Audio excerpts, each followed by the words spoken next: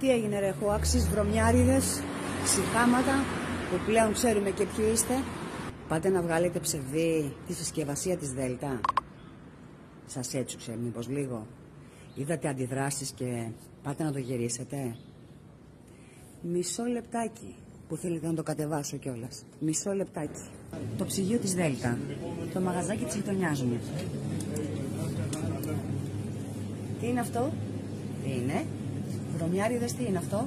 Αυτό είναι ένα γάλα που απεικονίζει ένα πατέρα με την κόρη του. Μήπως είσαι λίγο θεόμουρλη που φαντάζεσαι ανομαλίες? Γιατί φαντάζομαι αν ήταν μόνο η μάνα με την κόρη δεν θα έχεις θέμα, υποκρίτρια. Έτσι δεν είναι? Το βλέπετε? Έτσι? Εσύ αυτό το βλέπεις? Κυριολεκτικά δίπλα, άλλο ένα γάλα της Δέλτα έχει ολόκληρη την οικογένεια. Γιατί δεν διάλεξες αυτό?